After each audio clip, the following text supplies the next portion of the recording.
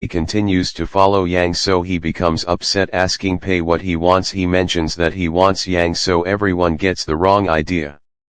And he tries to run away, but Pei stops him, saying he needs help developing a game, but Yang is against this, thinking they won't succeed, and he's about to walk away, but Pei reveals that he has already made 300,000 yuan because he's the creator of Lonely Desert Road. Yang is surprised to hear this, calling him a genius, and Yang agrees to work with him, saying he will find books about the topic. Back in the dorm, we see that Yang bought books about programming, and Pei thinks they're going to fail.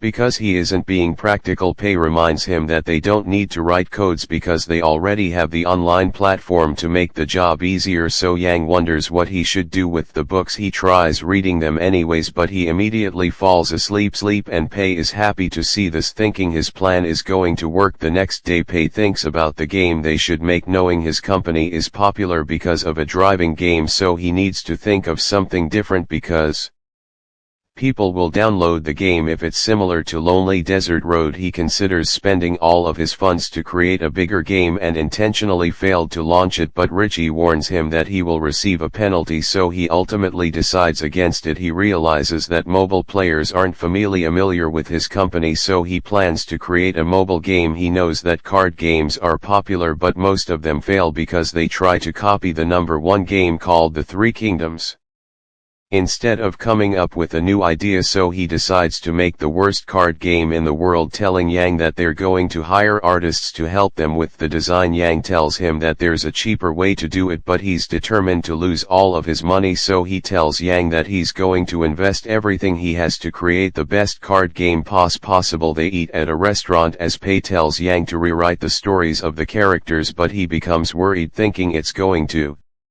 ruin the game, but Pei tells him that they must not be afraid to innovate, saying he should let his imagination run wild. He thinks about turning the characters into strange creatures, and Pei calls him a genius. He decides to hire Yang, telling him that he will receive 3,000 yuan per month, and he's overjoyed to hear this. Meanwhile, Li's new assistant tells him that Three Kingdoms is losing players because it's difficult to obtain rare cards, but he explains that the game won't be addictive if they change this, saying card games are on the decline, so they should just let it be. Li's assistant confirms this, and he mentions that Pei's company is planning to copy Three Kingdoms, saying there's no creativity whatsoever, but Li reveals that he was the one who picked the theme for their game, thinking his assistant is questioning his creativity, so he decides to fire him. We return to Pei as he laughs at Yang's ideas, thinking their game is going to be ridiculous. He checks his laptop, wanting to hire a rookie artist to create ugly designs, and he finds someone interesting, thinking he's going to help them fail. The next day, Yang suggests turning the characters into girls, but Pei rejects the idea, thinking it could make their game successful, so he explains that he doesn't want the characters to lose their uniqueness, and Yang believes him as he notes that Yang is an idiot. They ride a boat as Pei tells Yang that they must prioritize the concept design, so he suggests hiring a great artist, but Pei is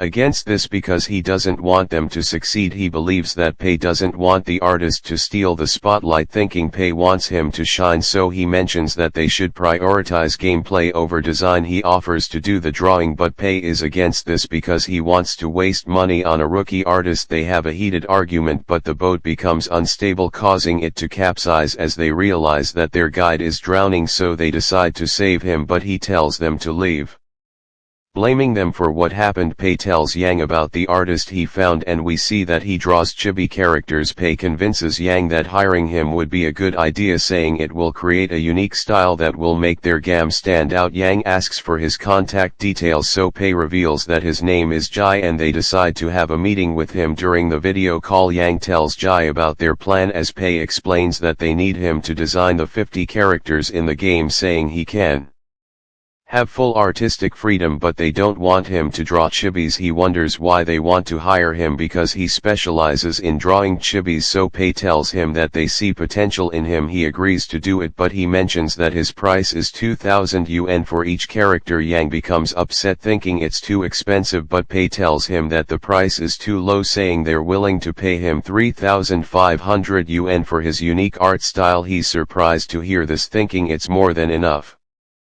but Richie warns Pei that unreasonably increasing the price is against the rules, so he tells Jen that it will include the amendment fees, and JYN agrees to this as Richie withdraws the warning thinking the price is reasonable, but we learn that he doesn't plan to ask for amendments. He tells Jen that he can do whatever he wants with the art style because they believe in him, saying he has 2 weeks to complete the task. After the meeting, Yang comments that he doesn't like Jae-in because he has a bad attitude, but Pei explains that he could be an introvert. Pei tells Yang to handle the art designs while he works on the gameplay, saying they will be busy in the coming days, but we learn that he ordered Yang to monitor Jen because he wants the drawing to be as ugly as possible, thinking they won't work well together. He thinks about making the players hate the game by making it cost 10 yuan, which is 2 times the price of the Three Kingdoms, and he considers setting up a lifelong membership that gives them unlimited draws, thinking the players will get bored because he knows that they enjoy grinding to obtain rare cards. He searches for the worst template he can find and he sees a failed project from another company which tried to copy the Three Kingdoms. He realizes that it looks horrible, thinking nobody would want to play it, so he decides to buy it. We cut to Jen as he meets up with his team, telling them about the job, but they think the game is going to suck because the character